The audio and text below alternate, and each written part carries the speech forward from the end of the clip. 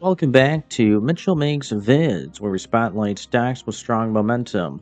I'm Mitchell, and today we're covering Infosys Limited, ticker INFY, a global leader in next generation digital services and consulting, delivering AI powered solutions, cloud migration, and IT outsourcing to Fortune 500 clients worldwide.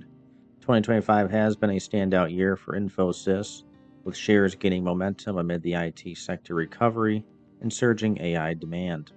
Just today, December 19th, INFY hit a fresh 52-week high of $23.28, currently trading around $23.98, marking a sharp rebound and outperforming many peers.